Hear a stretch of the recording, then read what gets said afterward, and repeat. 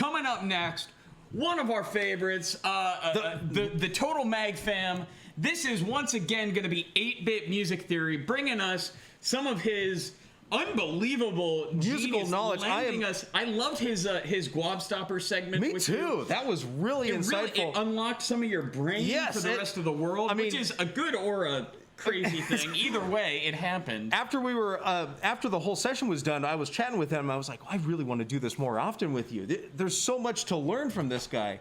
Ben Kidd is the dude. Ben Kidd, and I'll call him 8-Bit Big Ben. He's 8-Bit Big Ben. You can't miss him when he walks in the room, and he's the nicest guy in the world. Literally the nicest dude. And so, 8-Bit Big Ben, let's hand off the stream to you. We can't wait to see what you're gonna bring us. 8-Bit Big Ben. Let's do it.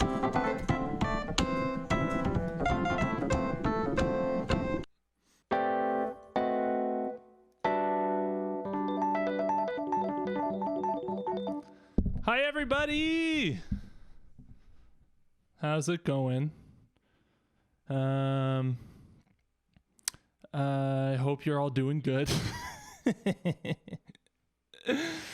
Thanks for coming to Drop By. Welcome to the first ever live 8-Bit Music Theory. Sorry about that. Very aggressive, needlessly aggressive. No, man, there's so many people here. Thanks for coming by. 8-Bit Music Theory Live coming at you.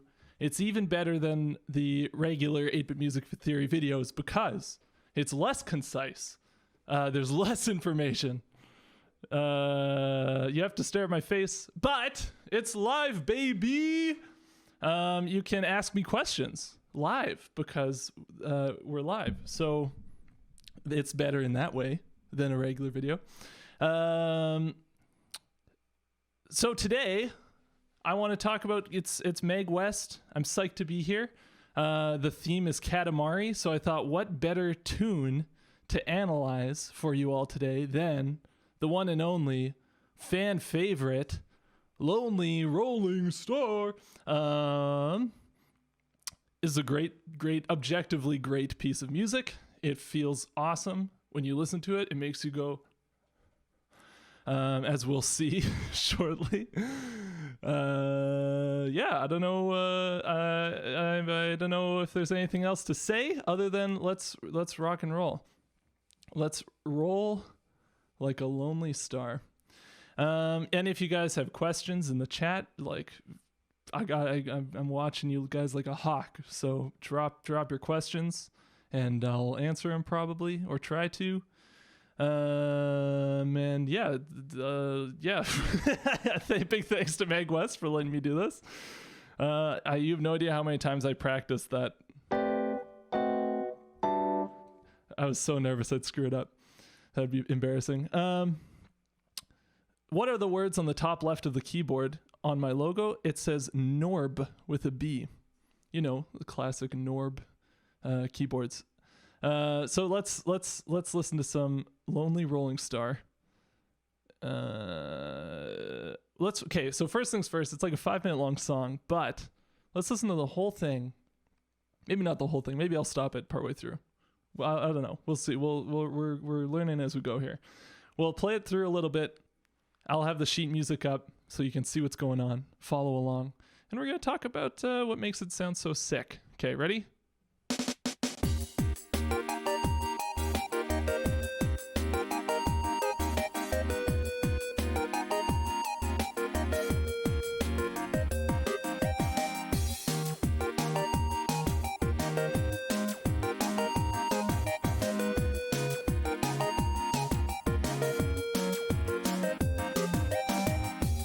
Actually, maybe we should stop it there.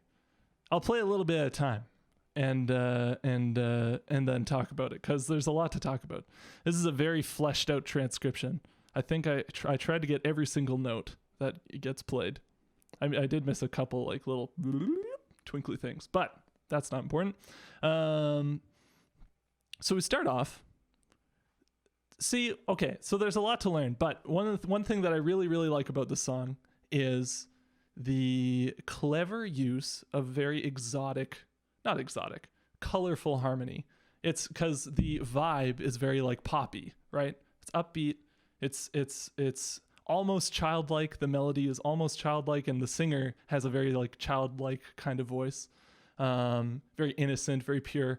But there's a lot of cool stuff happening harmonically that actually feels like it's pulled from like it's kind of pulled from a jazz tradition. But then you could say that about basically all J-pop. So it's maybe just like a J-pop tune. Anyway, so the chords are coming off right off the top, coming in hot with the a little E flat,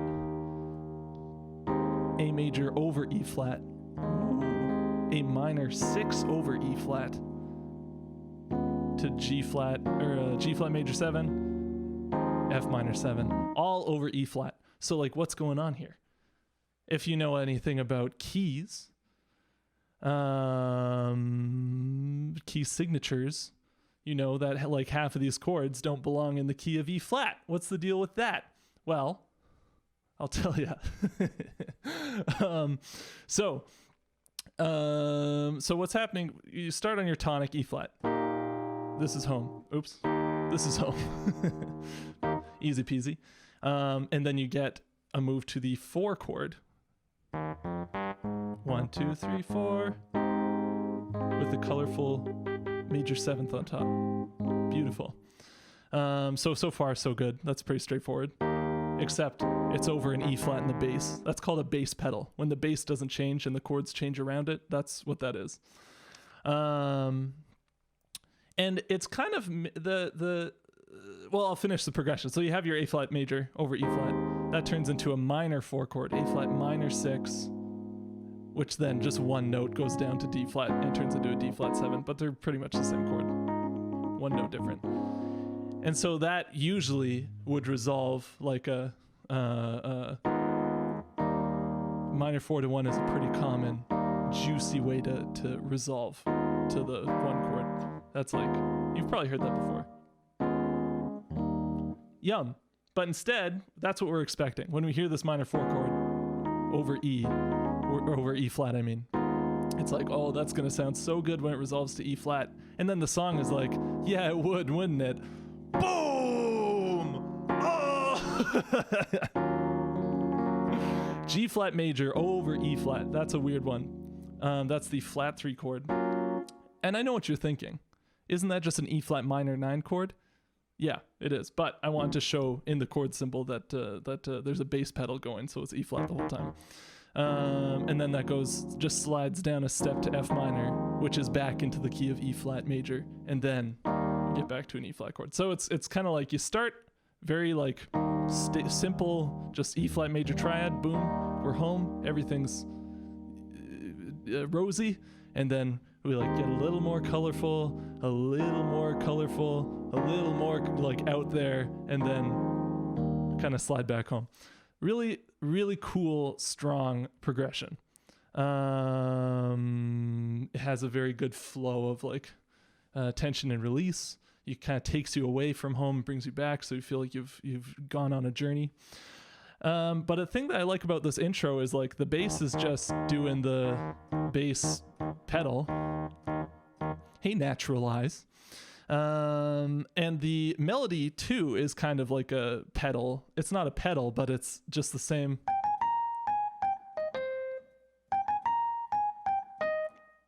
And it's only the last note that changes each time, right?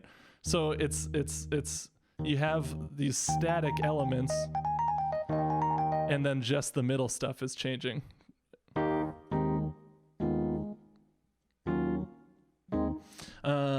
But we're only on the first 8 bars. We should pick it up a little bit. Oh, and then the second half of the intro does the same thing, but the bass pedal's gone. Now the bass is following the chords, so you get to hear them. You get to hear that this is actually like a D flat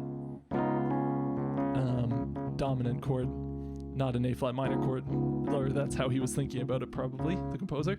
And then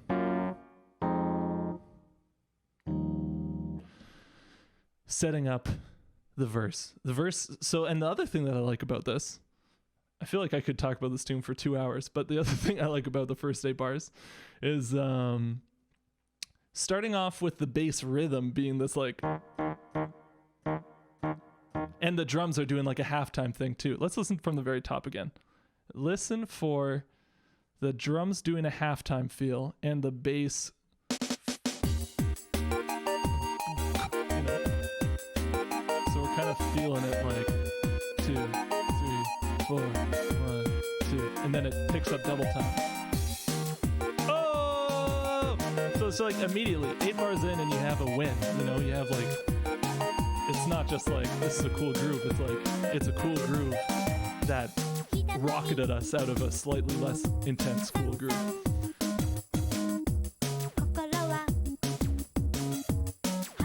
And then it totally breaks down. Just bass and melody, and then these little. Just these little synth steps. For like a big long double verse.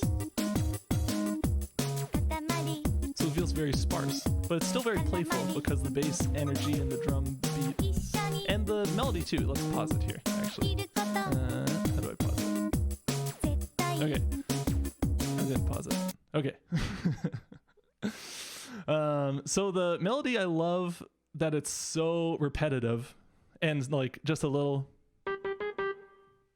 you know, every 2 bars, like so much space of just the bass and drums.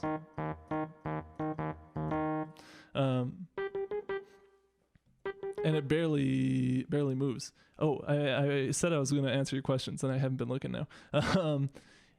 Is this count as a pedal point? I assume you're talking about the melody. No, because it moves. Pedal points is 1 note. If it's a repeating figure, that's more than 1 note. Like if you're doing like a whatever.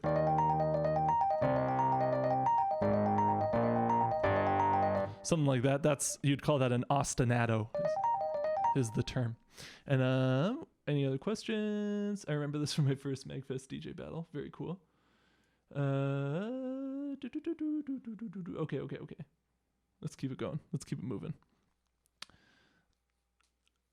Oh yeah, it does sound like the DuckTales theme song, the bass line. Oh, and Making My Dreams Come True, that Hall & Oates tune. That's objectively a great tune too. That one gets me hyped. Ooh, ooh, ooh, ooh, ooh. Hey, Dom Palambi, how's it going? And Dak, not surprised Dak's here, but it's nice to see you all. And Guabs. Guabs, if any of you missed the Guab Stoppers stream we did yesterday, where me and Robbie chatted, I only stopped him twice. That's how much we chatted.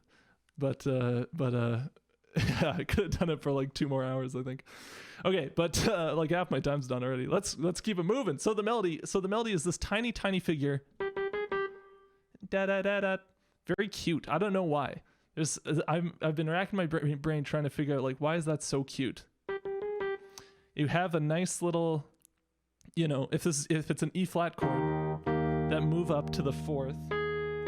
Back down has just a little bit of tension and release, just a little. It's not like it's a little more, so you get the little like ooh.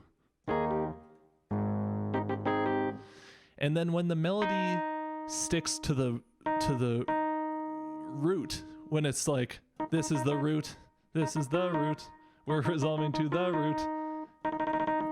That's when you get the like weird chords in the progression, the flat 7 D flat 9 chord to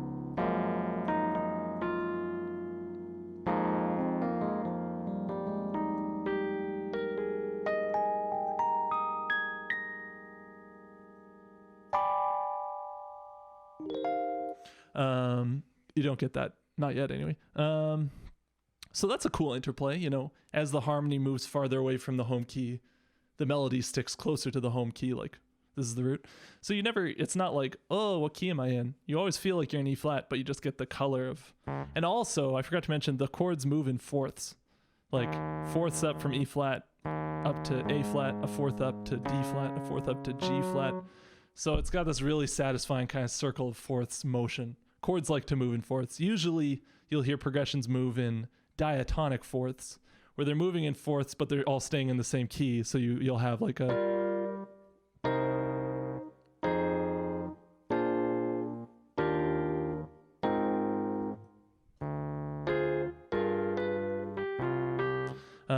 and it'll go and go and go. This one is like just straight perfect fourths all the way through, even if it takes out the key. Okay.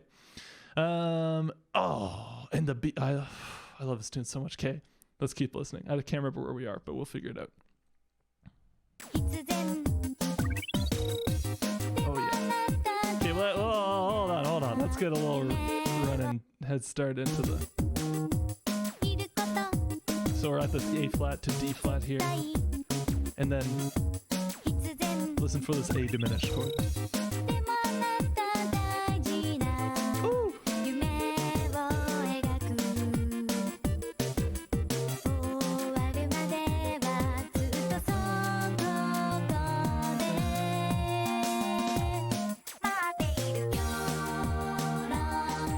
Okay, we have to talk about that part because it's so good. So my favorite thing about this part, other than the sick, I love like moving to the 4 chord, starting a new section on the 4 chord of the key is super common. That's something that happens a lot. So, you know, especially if you're like, oh, we're really in E flat. And then it's time to move to a new little B section. It just feels right to go to the 4 chord. But two things that are cool. Well, arrangement-wise, it's cool because these synths come in. I have a little marker thing set up, and I haven't been using it. That's too much. These... Oh, this is so thick. This is a thick boy. Oh, no. Okay, that's better. These little synth, how do you play it? That, like... comes in. It was just bass and melody and these little, for the longest time, for like 60 bars or something. Probably not that long, but then like as soon as you like go to the bridge, you jump to the 4 chord all of a sudden for the first time, or not for the first time, but you know, it's a new chord, new section, obviously a new section, and this new little synth part comes in, or no, it's like this. And so you're like, oh, we're going somewhere new. And then right away, you get this super cool out of key.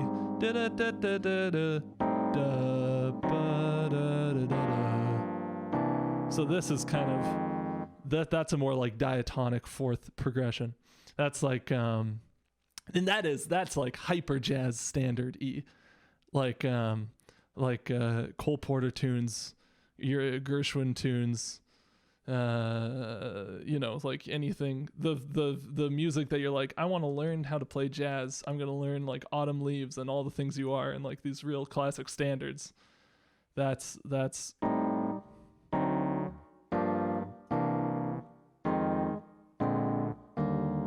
all that stuff. All, you know. I'm gonna pick it up. I had a lot of stuff that I was planning to say, but I want to get to the big like bridge. So let's listen to the chorus. The "Your lonely rolling star." Such a good hook. Why is that such a good hook? It's simple. You get 2-part harmony on the melody for the first time, like in the piece in the song. That's the first time that happens. So it feels huge. The chord progression is dope and new, but it calls back to things that we've heard before. Okay.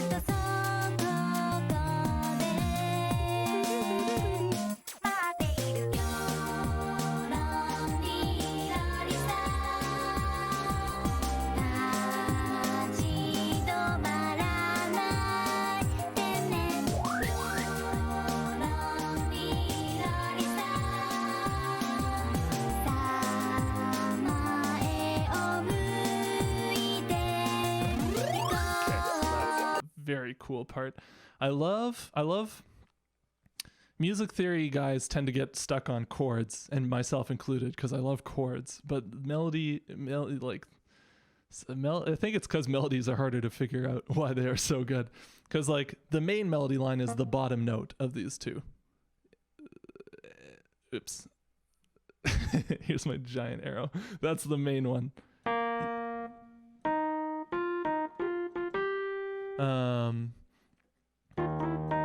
So it's just like E flat triad,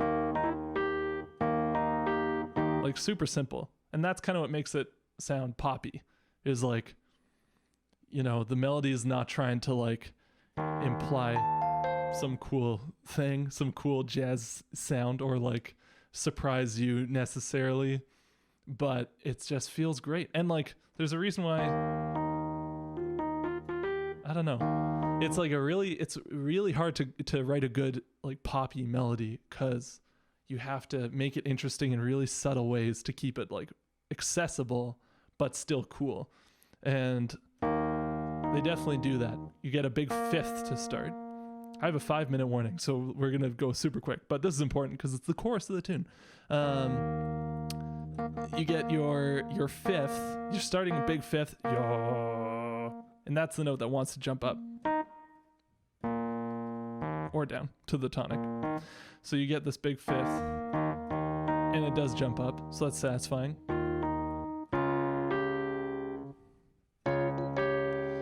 That's a cool one because you're not expecting that bass movement to the flat seventh. That's out of the key. And so even though the melody is a triad with a little, it flirts with the second here. Going up to that third is like the sharp 11th, the tritone against the bass note. So it's like a dissonant note in the context of that chord, but in the context of the whole line, it's very not dissonant. So it's like all about kind of balancing these different shades of dissonance and not dissonance. It's just so, I don't know, so good, so intense. How do you achieve that simple yet extremely lush complex sound that this song brings? It's because it's simple in the ways that you'll notice first and very complicated in other ways. So like the melody is really simple. And even the bass line, it's like doing this the whole time basically. But then all the inner voices, just like how the intro was like the same stuff on the top and on the bottom, whatever it was. And then the middle was all this like crazy, you know, all this crazy stuff happening. That's like the composer knew where to put the crazy stuff, where like the average person listening wouldn't really notice it, but it sounds so sick. So I have to point out this awesome B flat sus 4 flat 9 chord. It's so gross. This is exactly what I mean. This is such a janky, stanky chord in the middle of this super poppy, like upbeat song, but it's just placed perfectly. You get your 4 major 7 chords, so you basically have a C minor triad. This is a C minor triad. Way too thick. Oh, that was so thin. We did it over an A flat bass line, or bass note, which makes an A flat major 7, and then just one note moves down in the chord to make what would be like an A flat minor major 7, but the bass line moves up to B. And so you get this super crunchy, clashy chord. But then it resolves super nicely, just like E flat major, let's go. Yeah, let's listen to the chorus. Keep an ear out for that chord.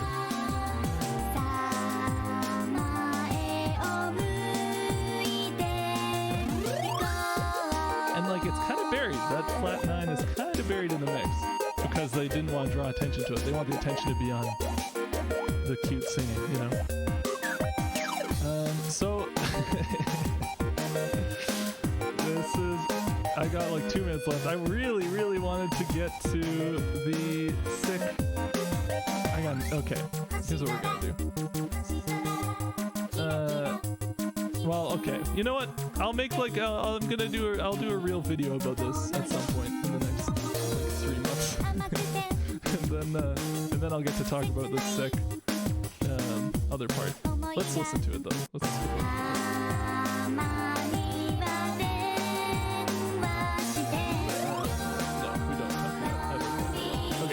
Sorry, guys. But it's sick. Great tune. Awesome tune. Poppy, beautiful, magical.